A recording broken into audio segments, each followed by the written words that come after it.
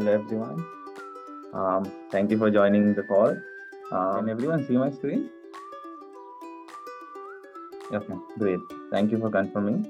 So in case you all want to put up your videos, that's completely fine, but make sure that you have your mics turned off. So we're just moving ahead. So brief about TNI Career Counseling and a brief introduction. We are a certified global admissions advisory, a career resource management and test prep venture. And we are founded by the experienced and passionate individuals with top degrees from respective fields with support from over 200 plus mentors across 50 plus career areas who have deep industry knowledge of their career areas along with an impact driven team.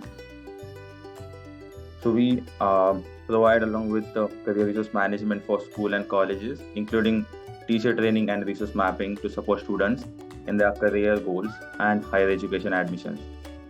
We work with students from across 100 plus schools.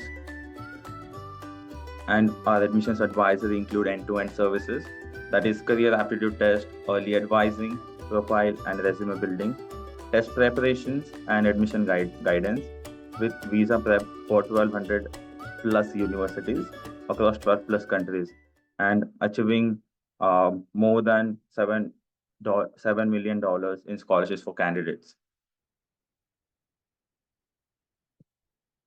You all can hear me clearly, right? Yep.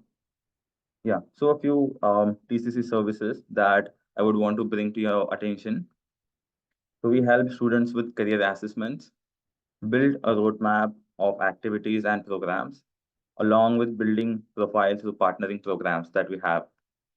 We also help you get admissions to top universities and programs across the world. Post which we also help you secure visas, loans, travel, and all necessary arrangements that you need to get admitted to a college. And a few other services would be life coach mentoring, profile building that a lot of students look forward to, along with college application guidance, summer school application guidance, test preps, coaching such as SAT, IELTS, TOEFL, GRE, GMAT, which are one of the requirements for your admissions. And then again, coming back to profile building, which is extracurricular support, Trinity coaching, and YCM. Moving forward, you can have a look at the session highlights that we would be walking you through.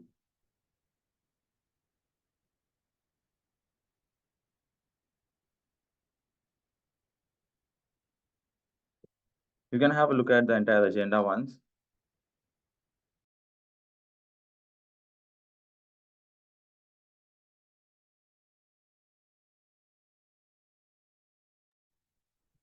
Yeah, so I hope you have had a look at the agenda.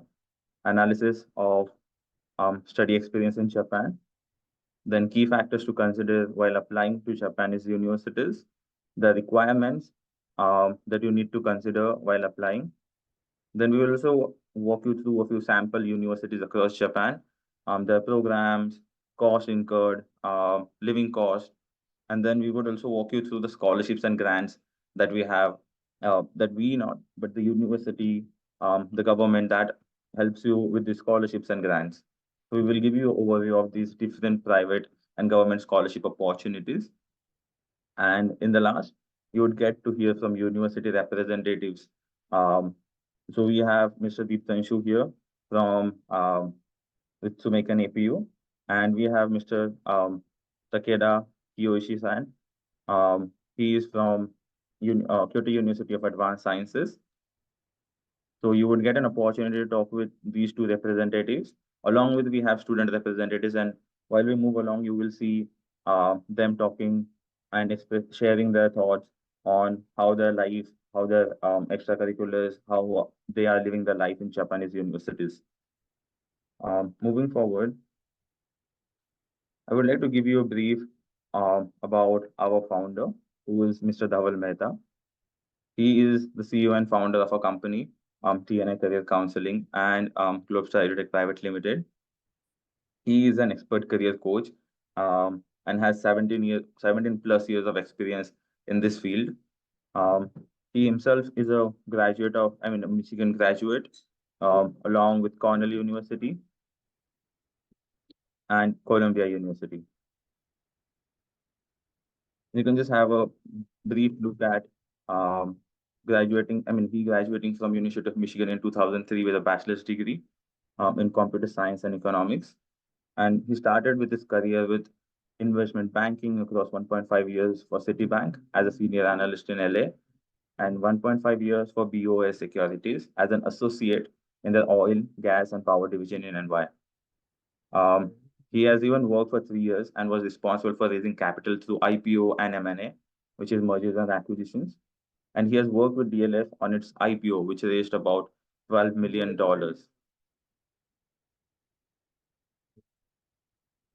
So in 2014, Dhaval sir had founded Teacher NI, which is TNI Career Counseling that we call. And this is a learning management digital platform that has reached over 500 plus institutions in India and US.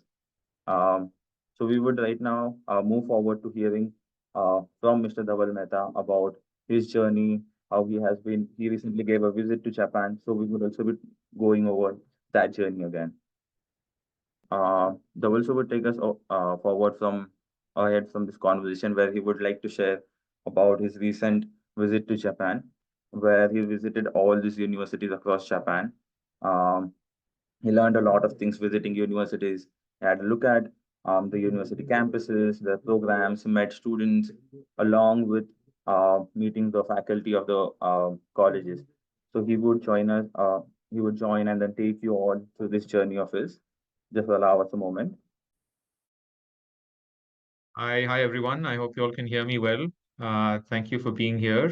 It's good to see all of you all.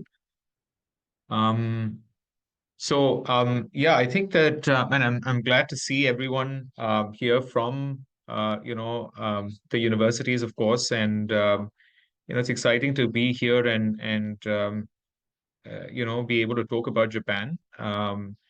I recently, last year around October, had an opportunity to visit Japan and be able to visit the universities. And if you actually see the slide in front of you, you can see that I covered about 10 odd universities in 5 cities. And it was quite an amazing trip. Everything that you would have or would not have heard about Japan, a lot of it, I would say, is very true in terms of the culture, in terms of the people, in terms of the opportunities. You know, a, a very diverse culture, I would say, and very welcoming culture.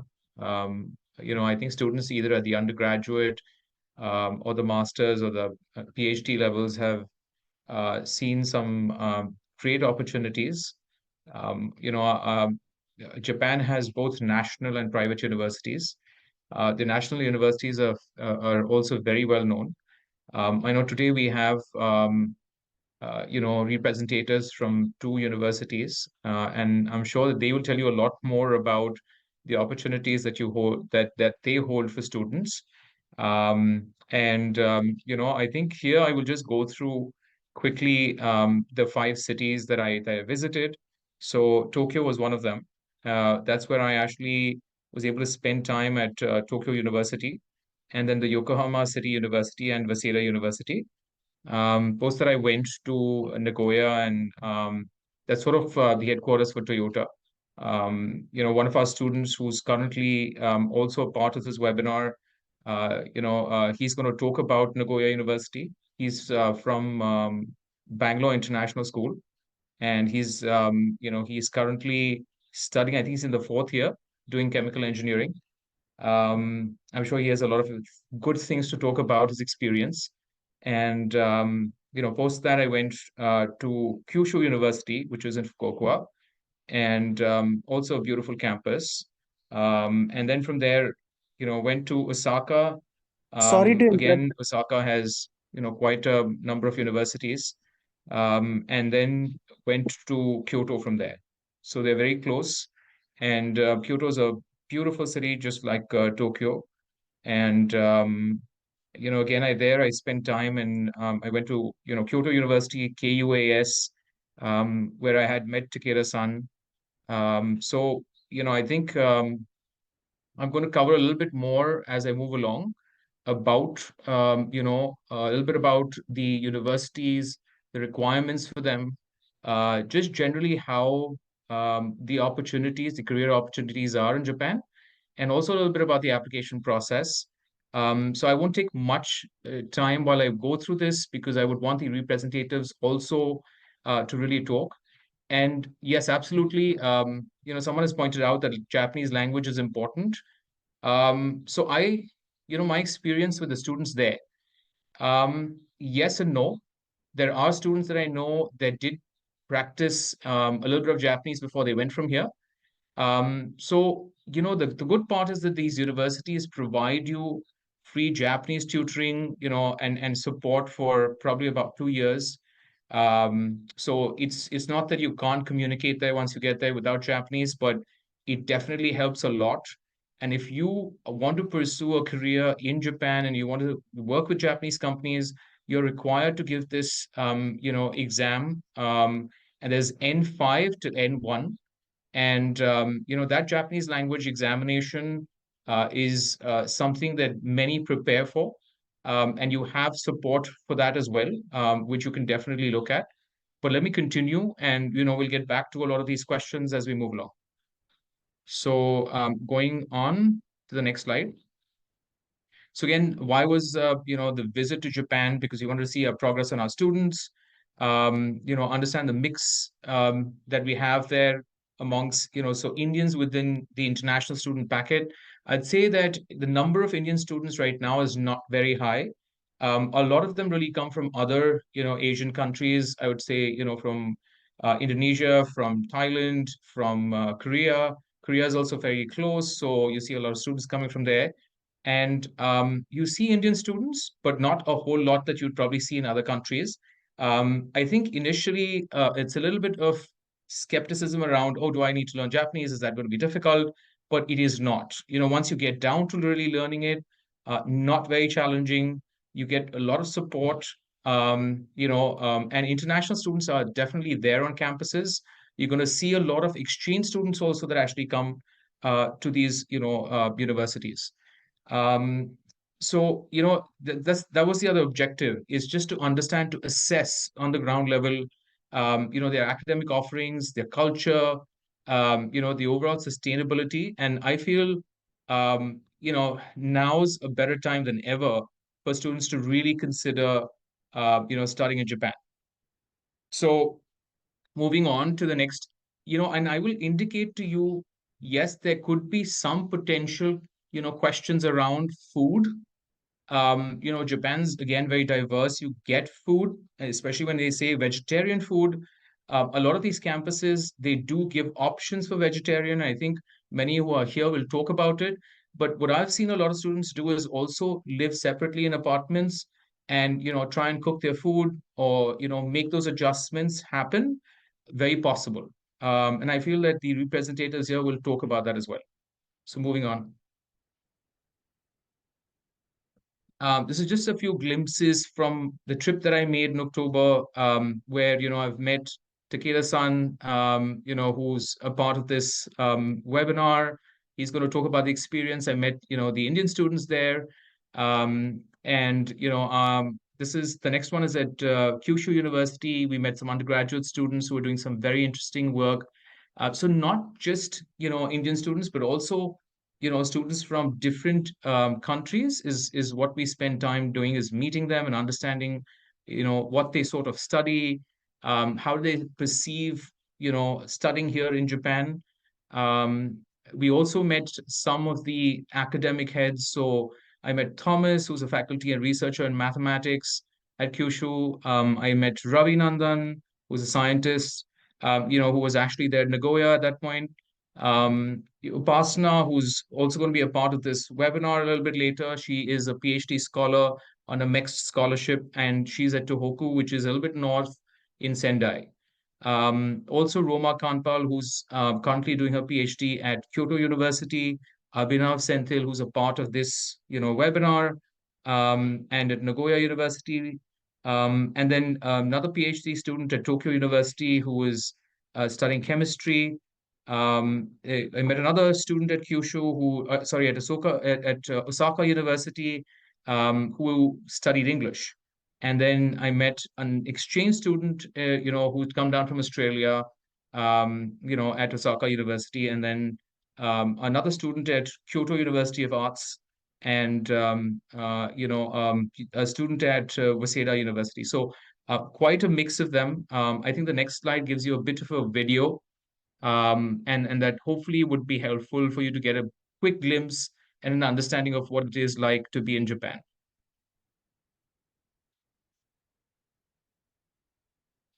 Okay, so before we get to the video, just a quick understanding of what are the advantages of studying in Japan. World-class research facilities. I feel the resources were brilliant. Every university that I went to had good classrooms, had good libraries, had excellent faculty. I would say 40% of the faculty that I, met were probably from an international background. So they were not just, faculty from Japan or Japanese, but a lot of them also come from different backgrounds. And that's great to see. I think at least all the national universities, many of the private universities as well, do have that access, and I think they would be able to talk about it more. Also, I'd say that what I saw was a lot of interdisciplinary, offerings within the curriculum. Also, as I said, free Japanese lessons, a lot of support. The tuition fees is much lower than, comparatively other countries like the US, UK, Canada, where you're probably spending anywhere between 35 to 50 lakhs a year. That's not the case here. You're not going to spend, maybe, what we've seen anywhere between 10 to $20,000 is what you would probably end up spending, which is, close to 15 to 20 lakh rupees a year, maybe even less than that in some universities. And you'll actually see many of them talk about that as well today. Also, I would say residing in, cities like Kyoto or Tokyo, which are a little bit more expensive, might be where your living cost goes higher, but the tuition might not be as high. And you also tend to get a number of scholarships as well. So I would say that's a couple of things which, I could just right off the bat talk about. Happy to take more questions as we move along. Next slide with the video. Thank you.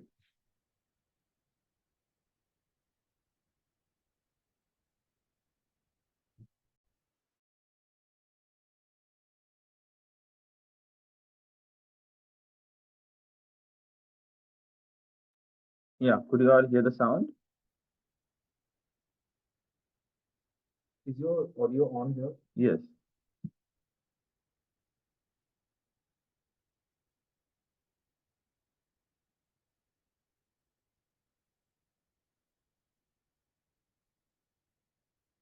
Did it make you question, or did it make you come up with new ideas?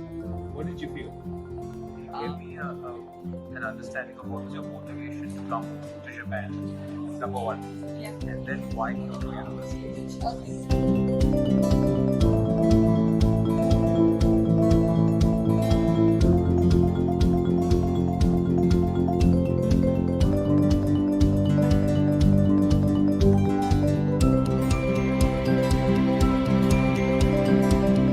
Tell us a little bit about the campus and just a little bit about the kind of work that you're doing. What are you studying?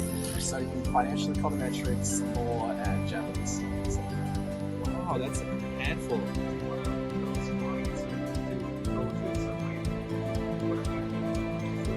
learn more about the Japanese economics, and from a life perspective, just seeing and interacting with different cultures is very, very inspiring in a way. Yeah, that's interesting. And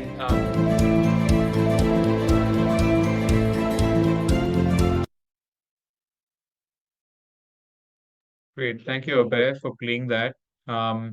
And we can sort of quickly. So Yeah, there's a number of questions in terms of popular courses. So engineering definitely is, one of them.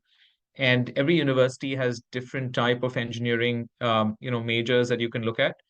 I'll quickly go through so that we can look at, a little bit more on the undergraduate side in terms of, the applications and the type of university. So let's move to the next slide. As you'll see, just the first look is undergraduate is usually about 4 years, except for medicine, that requires a little bit more. You have something called junior colleges also that they have, which is about 2, 3 years, and then you can transfer to university. Um, so they also have specialized professional training colleges as well, which are more vocational based, which are 1 or 2 years. And then they have, colleges of technology, courses like engineering, merchant shipping, or other related fields that might take more time. And then they have, graduate courses, which is master's and doctoral. Remember, in Japan, the PhD doesn't take typically more than 3 years, whereas in some of the other countries, it takes about, close to 5 years or more even for a PhD. It's just that it's a little harder to, get to that PhD level because they really have a process where you need to identify your topics and things ahead of time when you're applying. And if they really find value in that, then you get the admission and then you start really working on that. Also in addition to the what they call is the national universities are given a lot of importance, and so they call the national seven universities or the imperial universities. So we'll go through that as well.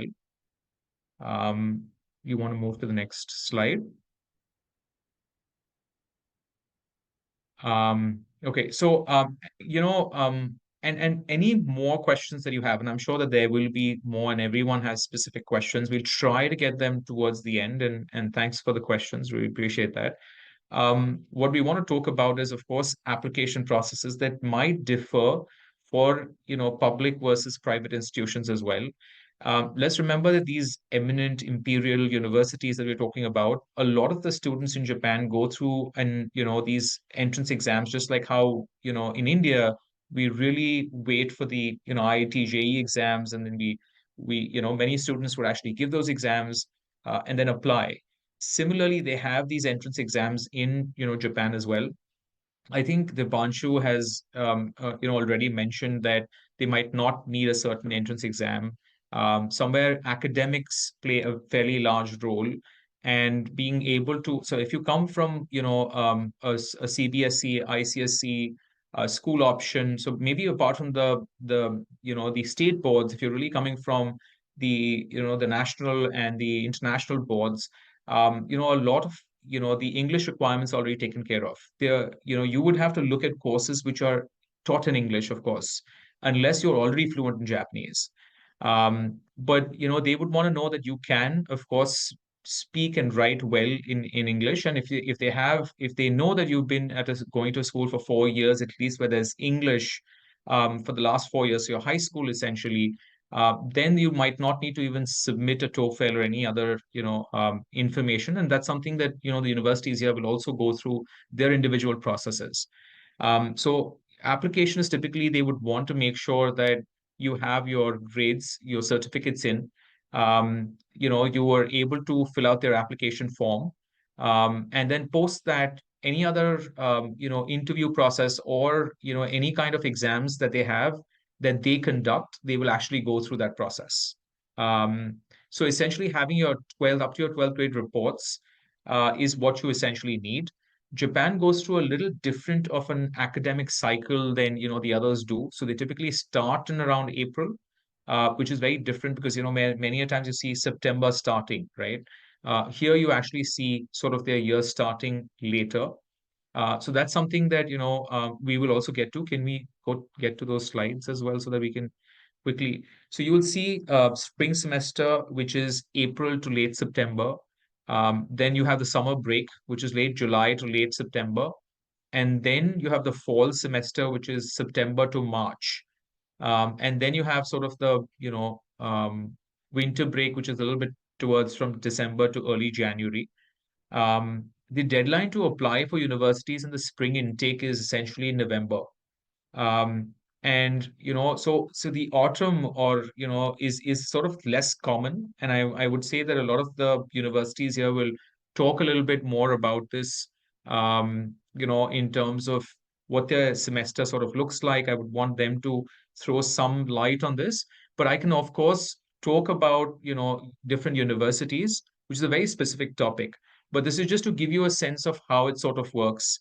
And if you are graduating, by this later period, you would be really looking at not getting into the spring semester, because you would have not finished, by then. So you would actually look at, getting into sort of the fall semester. Now, that's something that I would say we will also hear from the officials here, and they will tell you a little bit more about that. Can we move to the next slide? Yeah. So as I was saying, the documents that are needed is the application form, your passport, your so the AGU examination score certificate, or the JLPT. Now, if the universities are not asking you for, a JLPT, you don't have to submit it, as I was saying. English proficiency, if you already have that, you don't have to submit it. If you already have 4 years in an English speaking institution, you can get that waiver, you can send it across to them. You might not need anything else. You do need a personal statement, you need a letter of recommendation, your application fee that you need to make to them, which is not very high typically. Um, and your transcripts. Now, if they ask you for predicted scores, you can submit those. Again, it depends from university to university, but you can see that general guideline, which universities here will also share with you.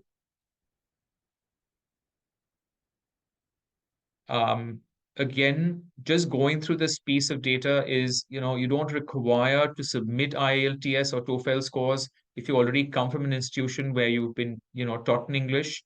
They just need to know that it's fine. When you come here, you're not going to have trouble.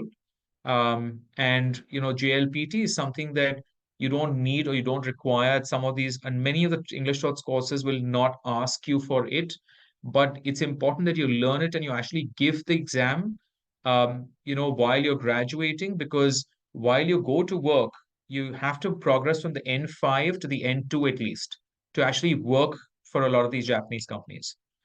So let's move to the next. Again, cost of living in Japan can vary a lot. We've just put down essentially what we're looking at. But the amount of money that you could spend could be, if you were in Tokyo, maybe you're spending about 60,000 rupees a month. And maybe take that into 10 months, and you're spending, say, 6 lakhs. But you could be in, places where it's not that expensive and the student housing is much lower. But Kyoto, Tokyo seem to be a bit more expensive than the others. Many of them choose to live, as I said, not in student dormitories. They might look at living even off campus. But student dormitories typically tend to be self-sufficient. And they have a bit of stricter rules, of course. But they have, food, they'll have your bathroom, they'll have curfews, all of those things. So sometimes parents want to keep that for the first, year, just so that you get a better sense of it. Yeah, let's go to the next. I just want to make sure I don't heat up. How is working in Japan? On campus, you can actually work while you're on campus. You need to just get a work permit for it. And typically you're allowed to work up to about 28 hours a week. This is just to give you a quick understanding if you can work or not, and that's very possible. How much do you get? This is a good question for those who are actually going to be here. Or the students and the university officials, they can tell you a little bit more about that. Moving on. This is just giving you a quick understanding of if it is, Nagoya, University, for instance, what are they really asking you? They're asking you for excellent academic achievement. Someone who's graduating from a high school where classes are provided in primary language other than English must satisfy one of the requirements for English language proficiency test. So if you did otherwise, go through an English speaking school where you had not, you did not have such issues, then you don't need to submit a TOEFL, to them. So you must have received education primarily outside of the Japanese education system for at least 2 years out of the 3 years, and they're saying you should have passed a recognized test examination to determine whether you possess academic abilities equivalent for the year 12 curriculum, and you should be at least 18 years of old 18 years old by September of this date, for instance. So just understanding this, and then it says must have obtained a level of academic ability equivalent or higher than that of high school graduate, which is recognized in an individual eligibility review process conducted by Nagoya. So every institution goes through that process. Typically, as I said, if you have a CBSE or an international baccalaureate, or if you have an A levels, a lot of that gets resolved because that's a common international system, right? So moving to the next. What are the procedures for this? It says, create an account, pay the fee, do a primary screening. Then after that, they announce the results, they shortlist, and they invite you for an interview or an oral exam. And then after that, you go through that, and then results are announced. Then there's a payment process and enrollment. As you can see, this is just a time period that was given. That's for the spring semester, where you see the deadlines of November 10th for first round, second was January 12th, so that the deadline sort of it starts from 12th till 1st, so you have a specific time period in which you have to sort of apply. These are just some an idea of sample universities. We have other officials here, so I would want to now take some time and invite them to come and talk about their programs. So maybe I could start with Kiyoshi-san from Kyoto University of Advanced Sciences. Welcome to the webinar, and would be great if you can talk to our audience about KUAS. It was a very nice campus when I visited it, and thank you for hosting us, and would love for you to talk to the audience about the experience of students, and what are the courses that you offer for undergraduates. Thank you very much for your kind introduction about me and about our university, Kyoto University of Advanced Science. Before getting into your detail, I just allow me to ask you a simple question. How much time do I have to talk about our university today? We are happy for you to talk because we know we've kind of reached a little bit towards a time gap, but you have another 5 to 7 minutes to talk. Sure. Okay. So let me quickly. Do you think that I can share the screen or just? Yeah, absolutely. Absolutely. Okay.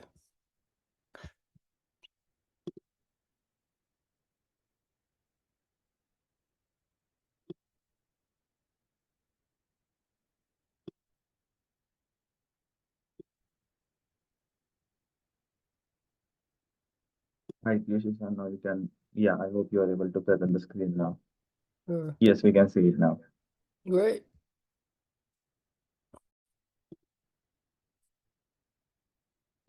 Okay, just quickly. Namaste, everyone. My name, once again, Meronamu Takeda. I work as the International Admissions Director for Kyoto University of Advanced Science, which features our exciting engineering program and business programs and biosciences program. Let me just talk about each of them very briefly. So for those who are not familiar of map of Japan, who are not familiar with the map of Japan, you can take a look at the map on the top right, and where you see where Kyoto is. And Kyoto is the beautiful town, and which also conveniently located in the middle of Japan, which has middle of Japan, and which has 2 major cities very close to 2 major cities like Osaka, Tokyo. And I understand that some of you are maybe concerned about the wage levels for engineers after graduation. If you take a look at the this slide, and you see quickly on you will quickly understand that Japan is the best place in terms of wages for engineers and among development Asian countries. Quickly about Kyoto University, about advanced science itself. It was founded in 1969, meaning that it has been operating in Kyoto for more than 50 years. It has 3,600 students. Also, it's really important for you to know that the KUAS is Japanese central government accredited private universities. And it means that any degree that you earn with us at KUS can be converted to any institutions around the world, whether it's in Germany, Australia, India, Singapore, the UK, in Canada, wherever you go, for the more advanced coursework like PhD and master's. And because of this internationally recognized degree offered at KUS, as you see, there has been a growing number of Indian international students who decided to enroll on our programs. One of them is Abhirajishi, and who achieved more than 93% at CBSE, decided to enroll on our program, enroll in engineering program, because he sees our program as one of its kind program, a unique program, and very innovative programs among famous and renowned, even among renowned engineering schools around the world. There is also a female Indian students, are Nishita Ranadibe, and who are born in Mumbai and migrated in the United States. She was offered a place at such prestigious universities and Virginia Tech in the United States, but she eventually declined it and decided to come to KUS for the same reason as our Abhirajishi, and she really likes our unique program. Why unique? Well, our engineering program is believe it or not, you can learn mechanical engineering, computer sciences, electrical engineering on the same program in one big package at the same time. I don't think you may believe it, but this is how we run our innovative engineering program. Okay. Also, or just quickly, a few more things. And I understand that a lot of Indian students and parents are so concerned about internship programs for related to job prospects after graduation. The good news of our program is that we actually incorporated internship opportunities into our regular engineering curriculum, where you can work closely with the professional engineers for over 2 years while still in college. So this is a good time. This is going to be a great time for you to showcase your skills, knowledge, and that you learned from our curriculum to your future employers while in college. That is an aspect of what really sets us apart from other universities and the traditional engineering schools. Not only that, we are by building on the big success of our engineering programs, and we decided to launch 2 more international programs, one of which is bioenvironmental sciences. If you really think that you're really good at the chemistry, this might be your program, because you can learn ecosystem, environmental recycling, molecules, cells, genes, organics. If you're really concerned about the climate change, environmental protection, this might be your program. And lastly, I just want to introduce our one more international exciting international program, which is global business economics, where you can work closely with the business leaders in Kyoto and to learn our skills and knowledge from them. And by taking advantage of our KUS worldwide networks is the top business leaders. You can also do a capstone projects means that you can do a lot of internship programs at the same time. And so by the time you get to a graduation, you'll be a fully experienced business leaders who is going to be ready to hit the real world as a experienced, seasoned business leaders. Oh, so yeah, just to wrap up, if you were considering great business engineering program or bioscience program or business programs, KUS may be one of your choices for choices. So I hope to see you or in person on campus, and hope you can keep you updated with all those necessary information about applications about KUS. Thank you very much. Namaste. Thank you, Kiyoshi-san. Really appreciate it. I want to check if a student from Nagoya University is here. I'd love to have him talk about his experience. Yeah, is Okay, my hi Abhinav. oh hello. Lovely to have you here. Yeah, thanks for having me. Great, thank you. Do you want to, I don't know if you can put your camera on. If you can, that's great. And do you want to just tell us a little bit about your experience at Nagoya, and how did you decide to choose Japan, while you were looking at options, from when you were at Bangalore International School? Yeah, okay. Yeah, I'll just start with that then. So, hello everyone. My name's Abhinav from I'm currently studying at Nagoya University as a fourth year chemical engineering student. So before coming to Japan, I was studying in Bangalore International School. So I finished my high school in India and then I moved to Japan for my undergraduate. So why did I decide to move to Japan? Well, there are a few reasons.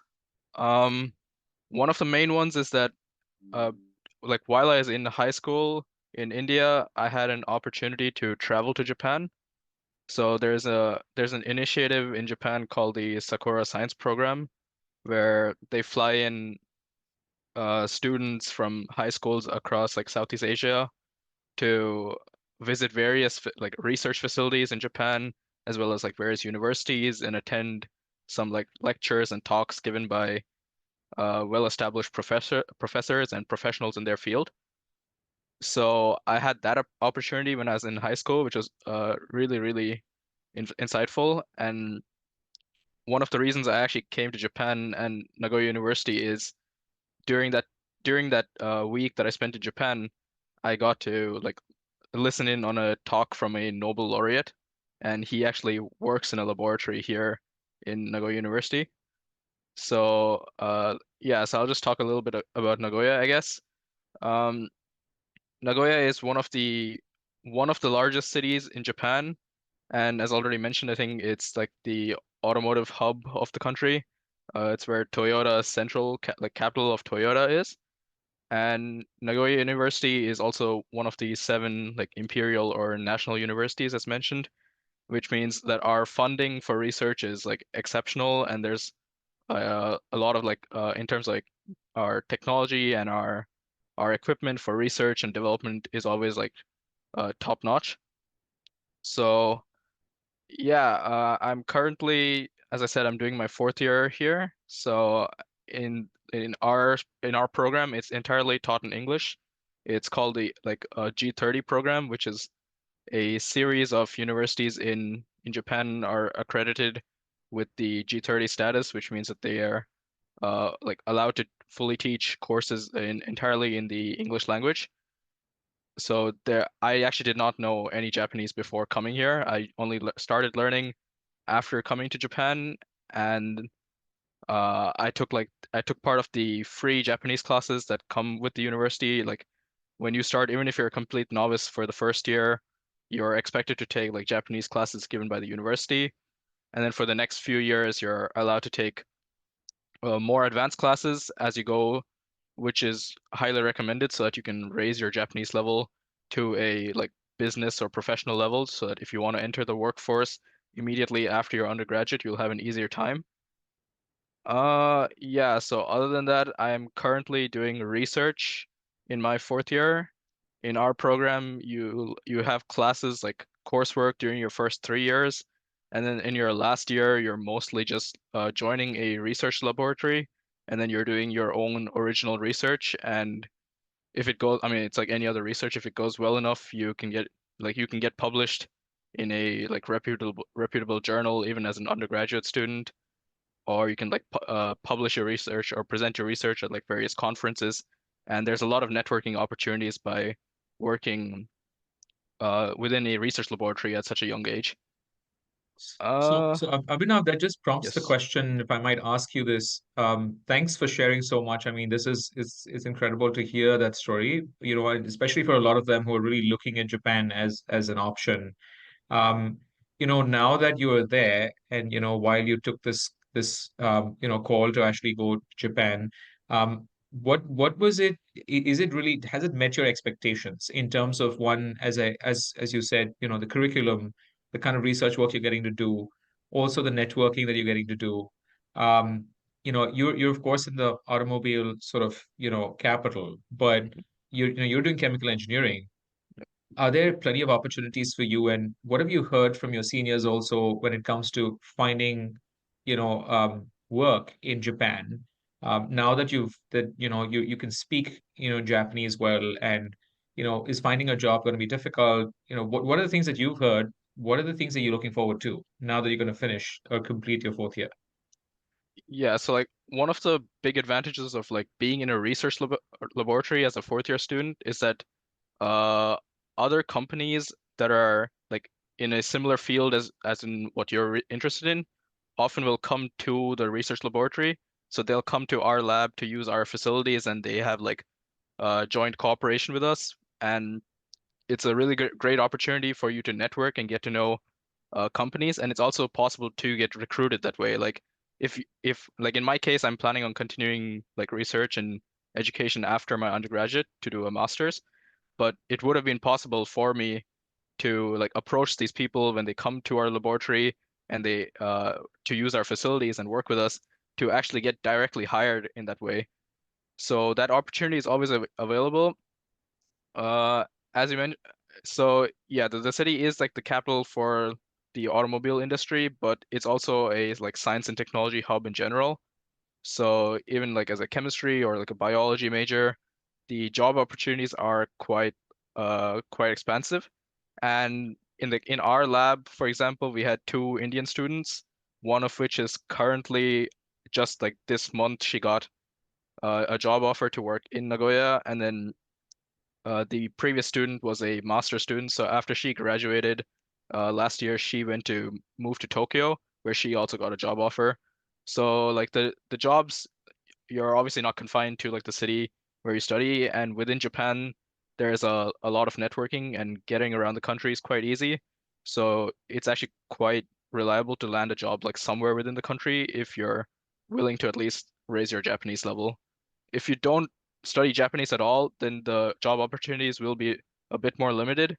But if you are able to network enough, there are like international companies on the rise, and they are trying to take in international students. So maybe in the coming years, like an English language only won't be as restrictive, but I would definitely recommend studying Japanese in the current time. Thanks, Abhinav. That was really, really incredibly helpful. And I know there are going to be more questions, but since we have a little less time, I think I'll have to ask Dipanshu to move ahead and talk about, you know, a little bit more about APU and the university. But I know, Abhinav, that we're going to be in touch with you, and I'm sure a lot of students who actually have more questions, we'd be happy to forward, you know, more questions to you that comes along the way. But you know, we're really proud to see the kind of work that you've been doing there, and you know, I personally spent a lot of time that day in Nagoya, and you know, I learned so much more thanks to you. So we really look forward to you talking to more students and really motivating them and clearing a lot of their doubts in terms of when they're planning their journey to a university in Japan. Yeah, thank you so much. Like, I'm happy to answer questions at any time as well. Thank you. Yeah, thank you. Thank you so much, Abhinav. So over to you, Dipanshu. Um, Inviting you to talk a little bit more about, and I know Vaishnavi is also here along with you, who's one of the students from APU. Um, Over to you, Dipanshu. Yeah, thank you so much, Dhaval, for like giving such a wise introduction about us, our university, and like just creating a platform so that it makes a little more easier for us to explain more about Japanese universities, our offerings, and like the amazing opportunities that Japan has, right? So, can I share the screen, please? Yeah, Okay. sure.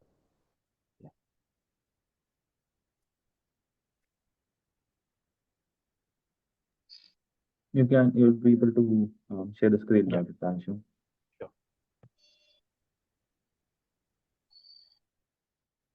Just 1 second.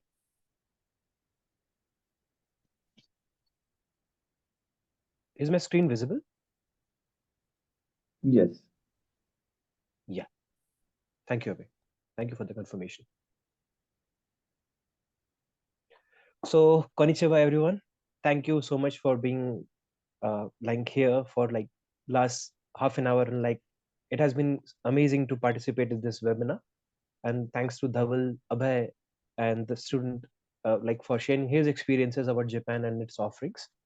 So we are Ritsumeikan Asia Pacific University, and to give you more information about our location, we are based out of west part of Japan, which is right here in Fukuoka. So we are based out of Beppo, which is in Oita.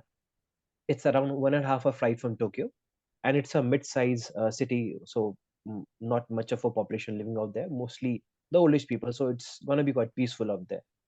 And like it's also known as the hot spring capital of Japan, so you'll love that place. Now coming to the APU by numbers. So currently, at present, we have around 6,000 students like studying at APU, and the international student ratio is around 46.5%. To explain a little bit more about this ratio, is it's like the faculty ratio that we have. It's 50% is from Japan and 50% from all across the globe. And at present, we have students from around 107 countries that are studying in our university. And from the initiation of this university, we have had around students from 166 countries.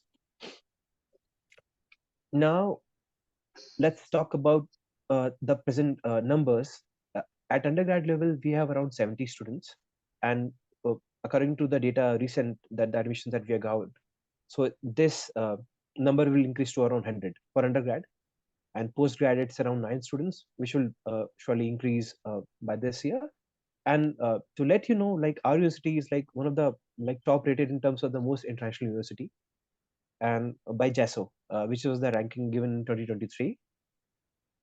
So to give you a brief about the exposure that our students get, we always like every year we celebrate India Week 2023, which was celebrated last year, and Vaishnavi will be giving a little bit more information about this. So hope she'll be covering. Now, these were some visits that were done by like consul generals at our university. And to talk more about our APU's achievements, we are like one of the top most private universities in Western Japan. And the rankings that we got from Times Higher Education, which is one of the like dominant figures in terms of rating the universities, in terms of their rankings, we are rated topmost private university and the 4th nationwide. And we are ranked topmost in terms of the environment courses that we have. And APU is also like rank has got around 4 rating with in terms of the QS ratings.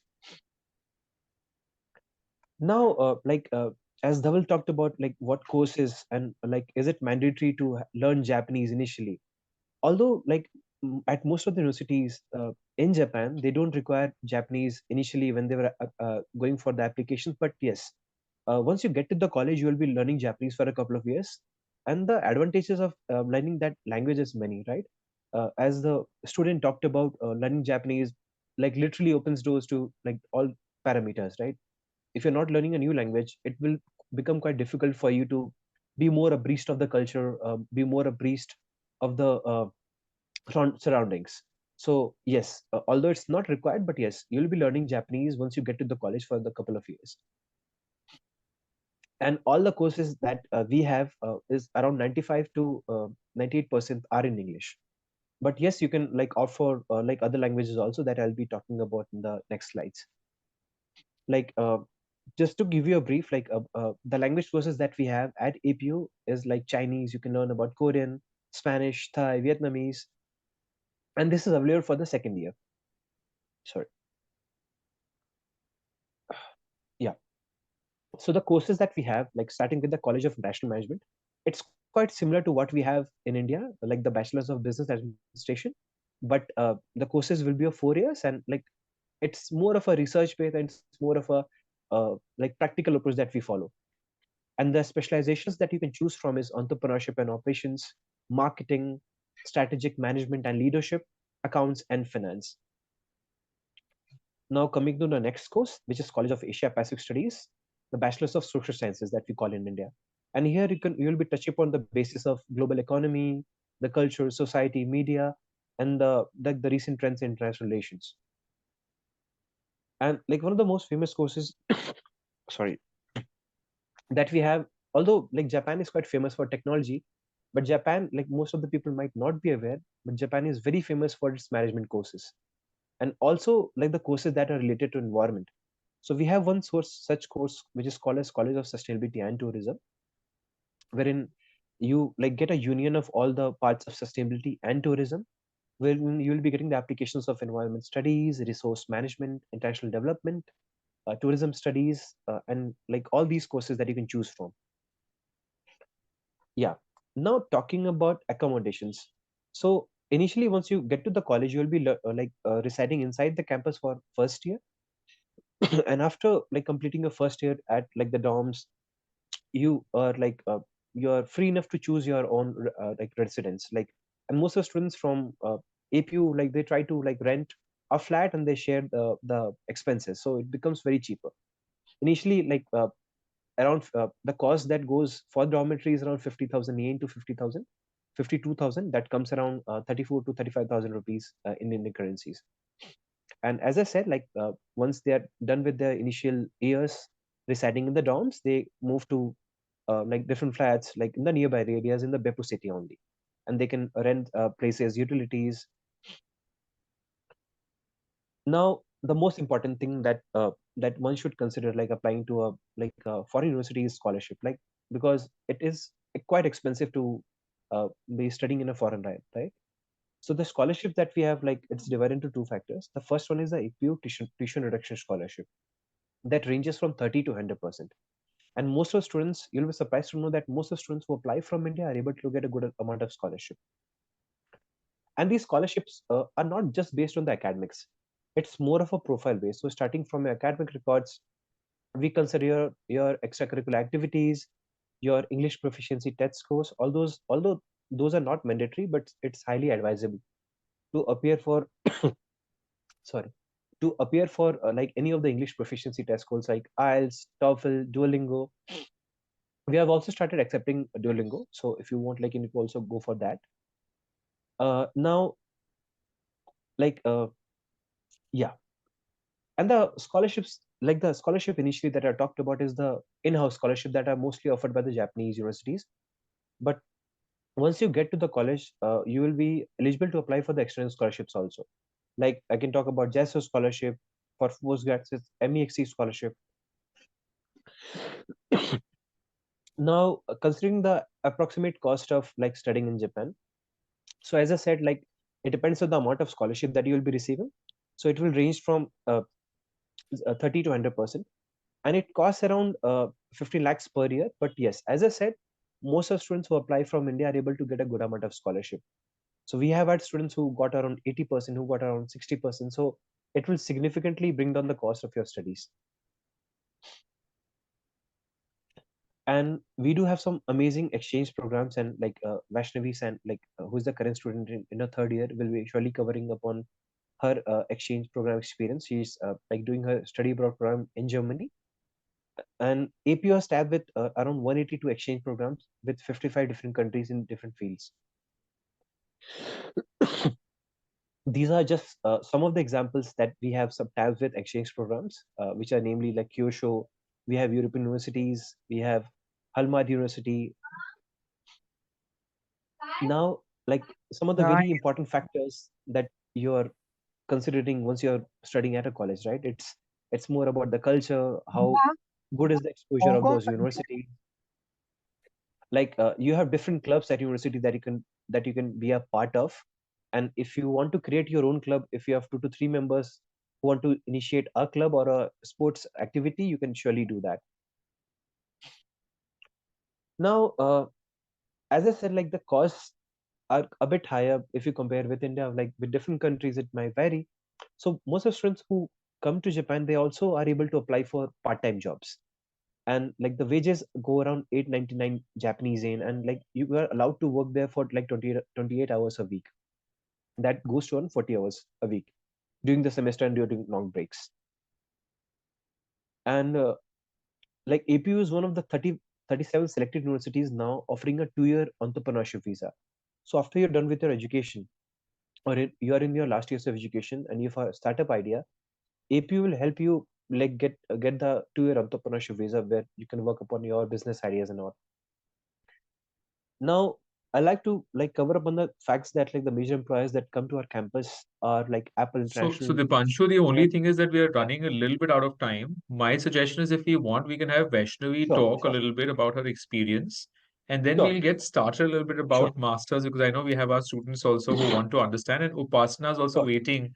You know, she's sure. from Tohoku University, and she's also Okay, waiting to talk about her experience as a PhD scholar, you know, on a MEX scholarship. So we thought it'd be great, you sure, know, to sure. include that as well. So is that Yeah. okay if So Vaishnavi had to chime in, yeah, and yeah, would love to hear from her also? yeah. Vaishnavi, you're there? Yeah, hello everybody. Hi, Can you hear me? hi. Hi, Yes. Vaishnavi. Hello guys. So, right, I also had a presentation, but Mr. Diptanshu already covered almost like everything about it. So, yeah, basically, I am You currently want to in tell my, us about your experience? sure. I'm currently in Germany right now doing my study abroad, like Mr. Diptanshu had like spoken about previously, and in Japan I am in my 3rd year right now. And yeah, what experiences should I just like cover on? I would be like glad to like answer questions if there are any. So you know, what made you, maybe you can tell us what made you think about Japan? What was it really like when you actually started the courses? What is it like, you know, living in Beppu? You know, what kind of friends did you make? You know, tell us about campus life. Tell us about how was housing? If you're Right. vegetarian, what was the food like? Right. I'm sorry to disappoint you on the last question. I'm not vegetarian anymore, but like Japan has a wide variety of other like they have really good food if you like start experimenting and trying. So if you guys just go to the country, please feel free to try everything because it's really good food. As for my experiences in my university, I chose Japan because I was fascinated by learning languages from the very get-go, and I was learning Korean when I was in school.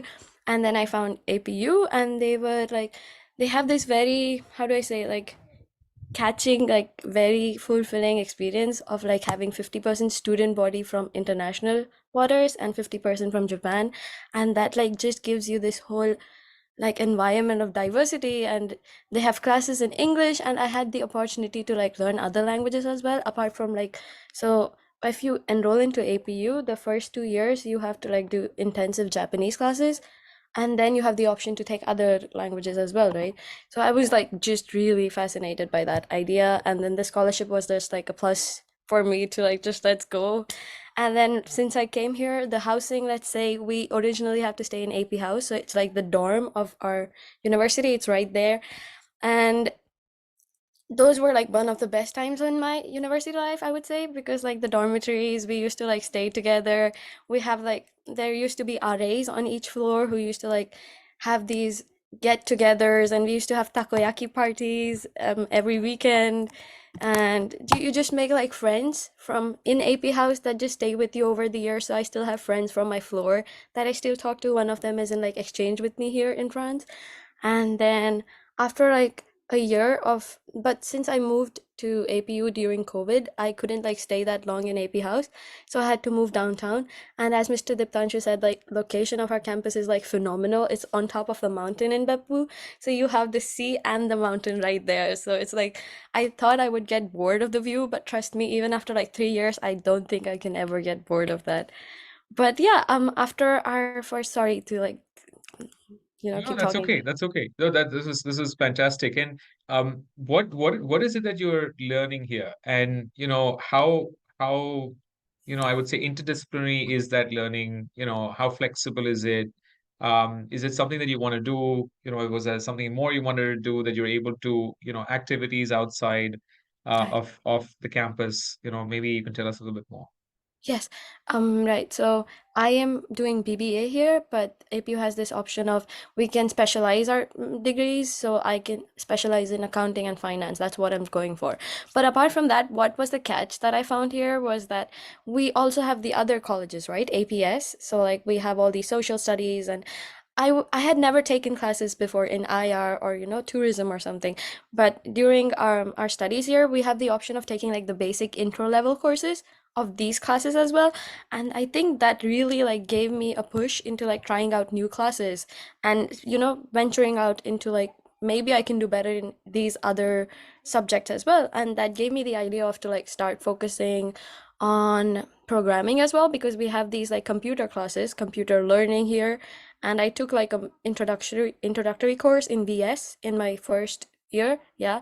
And then I was like, yeah, maybe this like fits for me and let's try it out. So this thing about APU where you can like take classes from a different college as well, just the beginners one, and like if you like them, we also have the option, I think, of like switching our colleges like from APM to APS. So I think that was like the best thing I found here. So yeah. Wow, fantastic. So, how cold is it right now in Germany? Any other questions? Yeah, I was gonna I'm say, sorry. how cold is it right now in Germany? Because I know Japan is cold. I heard that it snowed in Kyoto. Yeah, and I recently saw all my friends' stories in like Beppu, and like it was supposed to like be spring over there. The sakuras all blooming, but apparently it just snowed a few days ago. But right now I'm in Hamburg, and the weather is just starting to get warmer, and it's very humid here since it's a port, and it's just raining the whole day. It's gloomy as hell. Sorry. So you are enjoying your time, except that it's a little bit colder. Oh yeah, I love the cold weather, so it's just Okay, going great. that's good. So, any tips you want to give students who are actually considering, choosing universities? Does it really matter being in the cold, being in the warm? Because I feel Japan has all of that, right? You Yes. can really have warm tropical weather, and you can actually have weather which is cold as well. Absolutely. And like Japan gets very hot during the summer, so I think you all would be like very used to that. But apart from that, they should really just like look out for what they really want, because there's a lot of options in the country. And at the end of the day, if you really like try, there's nothing stopping them, right? So Fantastic. Thank you so much, Vaishnavi. That was very nice of you. And thank you. I know I wish we could have a longer session where you could have more students coming and talking about their experiences. But I know we have others waiting as well. But we might just ask you to come back and talk to more of an audience at a later point. I would love to. I would love Yeah. to do that. Thank you. Thank you so much. And thanks, Thank you. Dipanshu, for making sure that Vaishnavi could come in. And I know at this time it's important for us to even talk about masters and journey that students take right from undergraduate to masters. And we have Upasna Jaria, who's with us today, and she's joining from Tohoku University. Um, Upasna, lovely to have you here. And Abhay, if you want, you can put a background slide that just talks a little bit about and gives them an introduction of Upasna and just where Tohoku is in Sendai.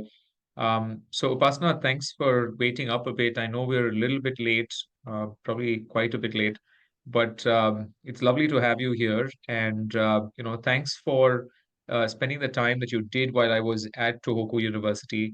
It's such a wonderful place coming to Sendai, and I know it got a little windy, on the second day. But there was this huge fair that they had at Tohoku. And I see that students, and that fair is typically arranged by the university, so high school students can come and meet, professors and actually understand what they can take up, which is like a 3-day event, really big. It was lovely to see that, but would love to hear from you how you chose Tohoku. What has your journey been? I mean, you're doing your PhD, you're a MEX scholar. Maybe you want to tell a little bit more to our audience also about your journey. Sure. Thank you for having me, and thank you for giving me this opportunity to spread information about studying abroad. Uh, as a s- uh, as a students, many of us have this dream of studying abroad. But we did not have much information, and because of that, we cannot get the chance to study abroad. So, hello everyone, my name is Upasna, and I am in Japan and studying in Tohoku University as a PhD student. So, and my PhD work is related to environmental studies, in which I basically work on wastewater treatment. And so, how did I ended up here? I did my bachelor's and master's in India itself. And after completing my master's, I found out that we can. We can go abroad for higher studies as well, except not only for a bachelor or a master degree, but also for a PhD. So I searched for a scholarship available in different countries for PhD students. So I found out that Japan has different scholarships. So I can name some of them. For example, mixed, which is I'm getting this scholarship. This scholarship is Japan given by Japan government, and the second other scholarships are JICA and JSPS and Pioneer scholarship. So these are few scholarships that I know are available to study in Japan, and there are many good universities in Japan. So you can choose any of them, where they will give you a broad career opportunities, different types of scholarship, different exposure. So I will talk about Tohoku University, as I know I'm studying here. So in Tohoku University, you can find different government scholarship, as well as the specific department specified scholarships. So you can search in whatever subject you want to study. You can search in those departments which scholarships are available, and which scholarship you can apply for to study the subject specific course.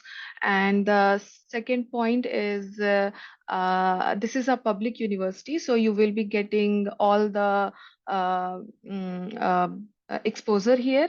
And this university has almost every field of subjects. For example, science, computer science, um, uh, uh, commerce, and environmental disaster studies, social studies. And this Tohoku University, if you search about Tohoku University, you will find out that this university has world famous Yoshida Sensei University, which specifically work on space science. So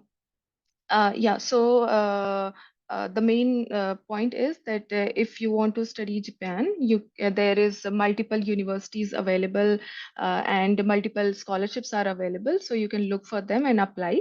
And it is not very difficult to get the scholarships here.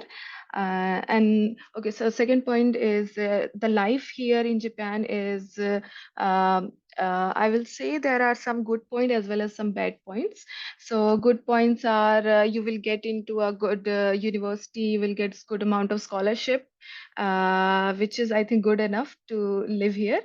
And And food is also good, but if you are a vegetarian, get prepared to have a little bit problem here, because you cannot find many options for veg food. But if you are willing to do some experiments with your food, you're gonna have lots of fun here. And what else? Um, uh, and about houses, if you like to live with sharing, you can apply for dormitories. Every public university or private university have their dormitory, which are cheaper as compared to the apartments. But if you are like to live alone, so you can choose apartment as well. And the second difficulty in Japan is the language barrier. So as many of people already talked about here. So if you wanna really enjoy and get involved in many activities, you must have to learn Japanese. So yeah, other things are very nice here. So if you are looking to study in Japan, you're most welcome. And if you have any other questions or query, I will be happy to answer them. Thank you. Thanks, Upasana. Just one quick question, I feel, which I'm sure everyone wants to hear and Mhm. learn a little bit more about is while you were looking at mixed scholarships and you were applying, what has the process like been for you? Because, I think that one, you can apply for mixed through the embassy or you Yes. apply through the university. And what I understand is that when you apply to the university, your chances are also better. But when you're applying to the embassy, there's another process, and they might not have as many to give as maybe when you're applying from a specific university. So maybe if you can throw some light on that and just how is the process of application? Because I know some of them who are applying for PhD, it took them more than a year because they have to get their project in place, and then the topic, and then have that sent across, and then it's approved, and then that process goes ahead. So maybe if you just want to talk a little bit about that, and how's that experience of yours now that you feel you'll finish in 3 years? How does the faculty also work with you to make sure that you finish in 3 years, while you're doing your PhD? Okay, so let's talk about first the application of scholarship. So for mixed scholarship, you can apply in two ways, as you said. First is university recommendation, and the second one is embassy recommendation. So in embassy recommendation, you have to do every process via embassy, and they will hold some exam and then some interview, and you have to study Japanese and give some Japanese examination, as far I know about the embassy recommended examination. And the second one is university recommended application, in which you can directly look for the supervisor profile in which you are interested. So you can do like choose a subject which you want to pursue your study in, and look for the professor who is working in that particular field. Apply to that professor, directly email them with your CV and some of your experiences, and just directly apply email to the professor and ask them if they have vacancy to take you as a master students or PhD student. And if they have vacancy, they will for sure reply to your email. This is the best thing about Japanese. They won't just ignore you. They will take a minute and definitely reply to your email if they have vacancy, or if they don't have, they will say that they don't have vacancy. And if you talk about the difficulty of both the processes, so the first point is the time taken in both the processes are almost same. And difficulties in embassy recommendation, you may have to give a little bit more examination, let's say the language examination and some aptitude test, if I'm correct, and yeah, some interview. But for university recommended application, you do not have to give multiple exams. You just have to give the MEC scholarship exam and an interview, which will be taken by some reviewers of the department that you are applying in. The second point is, if you are applying via embassy process, and if you get selected in embassy examination, and then then if you will approach any professor or supervisor in Japanese university, they will not they cannot say no to you. This is the best point about the embassy recommended process, because if you pass the embassy exams, then you apply to the supervisor, so they cannot say no to you. They have to accept your application if they have vacancy.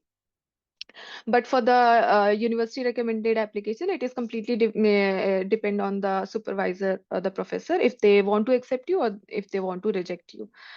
And yeah, the And what timeline is the is typical amount also? Yeah, and definitely your timeline, and also typically, what is the typical amount of this MEC scholarship? Is it the full tuition, the staying? Maybe you want to talk a little bit about that as well. the amount of scholarship the Yeah, MEC scholarship give. for next, yeah. Okay, so the MEC scholarship give 100% of your tuition fee and stipend, which is around 1,500,000. And so, I mean, if you want to live a luxurious life, this is gonna be a little bit problem. And if you're staying in a big city, but if you are staying in a small city and you can live in a little bit, a little bit compromised conditions, so this amount is good enough. But if you want to live a very luxurious life and want to live alone, and like if you can share the apartment or if you can stay in the dormitory, this amount is good enough for you to live. But if you have some specific choices to live, then you may have to work part time. But don't worry about that. Like there are many options to work part time, and the work culture here is very easy, for especially for the students. And the people here are very supportive. The supervisors are very supportive. Trust me, I mean, like they will take care of you in every aspect. Of course, there are some expectations, except this. That some supervisors are not good enough, but the Japanese people are really nice. They will take care of you as their own child, I would say. So yeah, so the amount of MEC scholarship is, I think, enough to live here. Yes. So yeah, any other question? Yeah, thank you. So, no, so I think this was good. And also the timeline. So how long did it take you while you were looking at, the MEC scholarship? Okay, so I'm looking for the MEC scholarship or the No, I'm application. saying the application, from the time that you made the application timeline to the time that you actually got it, also for your PhD. So I assume that this was simultaneous, right? That you applied for the MEC scholarship through the university, also went through the whole application process. Someone came back with saying, okay, or the professor came back saying there's a vacancy, and then you had another round of an interview. So what was that process like? Okay, so I mean, if you are going for a university recommended process, you have to first choose the supervisor. So you have to email a lot of professors in Japanese universities, and if they get back to you, you can ask them that this scholarship, MEC scholarship or JICA or other scholarship you want to apply, and if they are ready to take you, you can make the application of MEC scholarship. Comes in this scholarship comes in I think in September, October, and then you will apply in September or October. The result of MEC scholarship will come in February. So it's almost like, let's say, October, November, December, January, February, around 4 to 5 months of the result will come. And yeah, after that you will have to go through examination and interview, and that completely depend on your professor and your availability. They can adjust the timeline, so it completely depend on their timeline, their available time and your available time. and it will take maybe 1 to 2 months, and then you have to do a lot of paperwork to come into Japan, and then finally you can come in Japan to uh, next October. So the process will completely take almost 1 year. 1 year. And now that you're of course this program, and you share your experience, what are the opportunities for you and generally for those who finish a PhD, in terms of the workforce or academia? Are you looking to be a professor? Are you looking to do other things? What are some of the options that you have, especially as an international student? Mhm.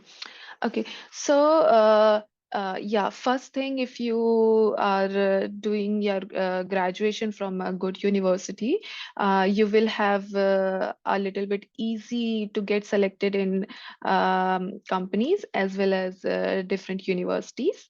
So keep that in mind. I mean, like studying in a good university, good ranked university will definitely gonna help you in getting a job or the higher education opportunity. So as I'm doing PhD from Tohoku University, I have two options. Either I can go to the company or I can stay in the academia.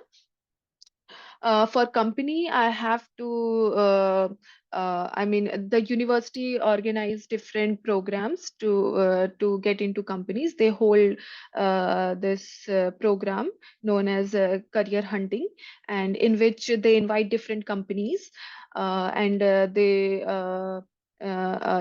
organize this whole program in which they invite the companies. Companies will hold interviews, and according to your field, your interest, you can go to different companies, and you can give interview, and if you get selected, there you will be working with them. And the one problem working with company is the Japanese language. If you can speak Japanese, it will definitely help you getting selected in a good companies. But if you cannot speak Japanese, you can still get some companies which only work with English, or in companies you can work in specific department which work with international people, or some English related work. So yeah, and the second, for academia, uh, you I after completing PhD, I can either apply for postdoc in Japan, or I can apply for postdoc or other opportunities abroad. So yeah, you will have lots of opportunity. You just have to look for them, and yeah, you have to I mean, like apply them and search. I mean, basically, you have to search for different opportunity, which area you want to go, and then you can apply and get the position. But definitely, if you're studying in a good university, that is a plus point. And also, if you are working with a good professor, which has good collaboration and good connections, that will also gonna help you. Did I answer your Thank question? you. Thank you. Yeah. No, I think it does, to an extent, and thanks for sharing that.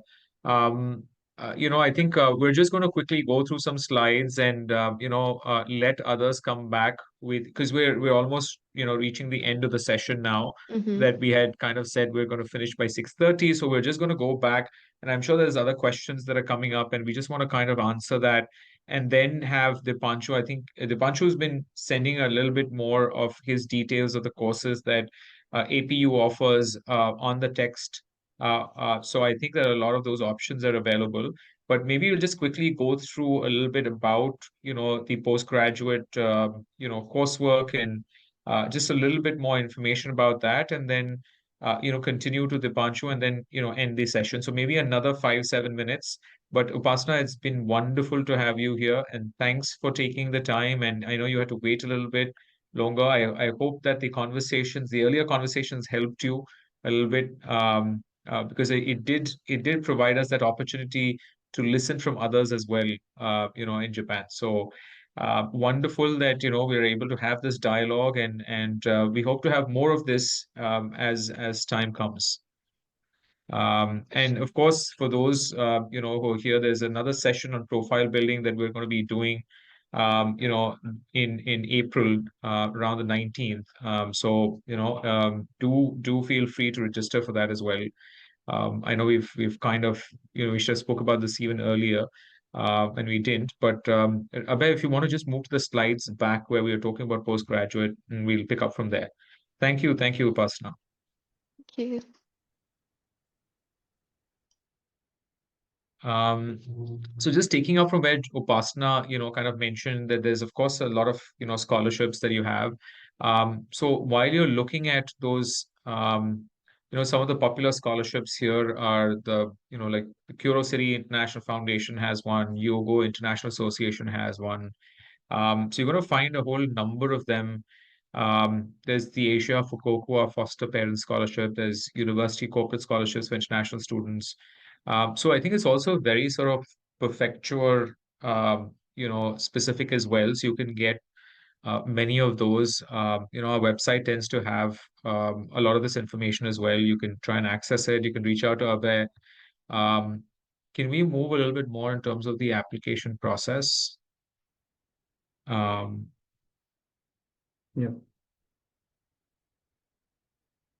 That's the next slide, right? Yeah. Yeah. So this is just what to consider while you're building your college list is just where is it, that you really want to go. So if you see Japan is it's kind of like fairly spread out.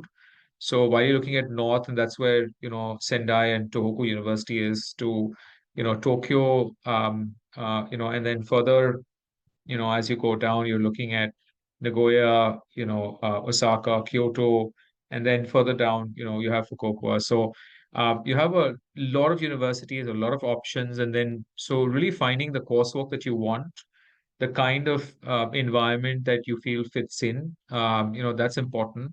Also, your budget and your cost, what fits in. And remember, you can get scholarships. So really looking for those scholarships. A lot of times the university websites have them. We can support you to help you find those, scholarships that would, potentially allow you to then say, okay, this is what works out. And this is the option that makes sense, and we can sort of help you work that out. Next slide. So of course, a lot of times elevating your resume in terms of making sure that you've done some research work, the courses that you're taking up, explaining a whole lot of that. It's not necessary that you need to have a GMAT GRE, like you have for the other universities. But it's also specific to what program you're applying and where it is that you want to go. But a lot of times, really spending time on shortlisting universities, spending time on their website, looking at their requirements, and then most of the times we have seen that even in the cases of students from masters, if they don't recognize that university, then you might have to take a TOEFL or something else that you might have to give to them. But apart from that, they're fairly happy to, so if there's a student that comes from a good university, has research interests, whether it's masters or they want to do a PhD later, you can definitely look at many options, within Japan. Moving to the next slide is again, we went through a whole bunch of scholarship programs. So before that, these are just some of the universities that we've mentioned here. Today, you already heard from Kyoto University of Advanced Sciences, but they only have internal students that move to their master's courses, whereas APU actually has separate courses, which I think Dipanshu already mentioned to you. There's Kyoto, there's Osaka, there's different universities that we spoke about. They all have courses across the board, but you have to make sure that these courses are English taught, and that's where it becomes important. You might want to go to the next slide. So a lot of it is researching, once you know the university, is really researching the programs at each one of them. We already did this. So yeah, so this is like private foundations also have a lot of international scholarships. And so we just put them down here. These might not even be, enough. There's probably a whole lot more if you can, think of it. And then, there's JASO, or this Japan Student Services Organization, which is also fairly active, and they tend to give you certain scholarships as well. So it's always good to know about that. Can we move on to the next? Yeah, and then the MEC scholarship that we just spoke about. For undergraduate students, you must be at least 17 and under 25. For masters, you must be under 35 years of age. Then there's, if you want to study Japanese, there's certain scholarships that they give towards that. Or for those who are doing teacher training programs, things of that sort. So moving to the next slide. Yeah, so I think we kind of just hit upon that. If you look at the admission process and look at the kind of universities that are, there's a number of them, but there's a lot of national universities which are very well known. They're known for their research work. They're known for, the kind of programs that you can take up, right from robotics to, taking things in engineering to, economics to design. We've put a couple of names out there, but there's a lot to cover in the universe. So we suggest that you can always come back to us, take some time with us, and we can walk you through these things and discuss your journey. Whether you want to do a master's, whether you want to do an undergraduate, we're happy to support you. I think any other questions that we've received, quite a number of them, but maybe we might not be able to, go ahead and answer all of them here. But if you fill up the form that we have, of course, Abhay, Purchaba, one of us can get back to you and reach out to you. Dipanshu, anything that you would like to mention before we leave, please, welcome to do so. Okay, sure. Thank you so much, Dhaval, for that part and covering up on the PhD stuff also. So at postgrad level, we also have some courses, but I don't think that we do have some extra time to cover on those bases. But just to give you a brief, at master's level, we have Masters of Asia Pacific Studies and Masters of International Cooperation Policy. We also have MBA, but for that, the 3 years of complete work experience is a must. And we also have a IMA dual degree, International Management, International Flow of Management. So you can it's a dual degree. So for 1 year, you will be residing in Japan, and for the next year, you will be doing your masters in Germany. So these are the three to four options that you have at the postgrad levels. Yeah. And sorry, Great. somebody Wonderful. talked about food. Yeah. Wonderful. Thank you Okay. so much. And if there's any questions that any one of you all have, please reach out to us. We'd be happy to take questions and forward it across to universities, and students. And we're excited that you're considering Japan as an option, and we're happy to work with you. So thank you and have a great evening. I know we have a really long weekend ahead of us, so enjoy that weekend. And Thank you so much. Thank you so much, Dhaval, for organizing this webinar. Thank you, everyone. Appreciate it. Arigato gozaimasu. Arigato gozaimasu.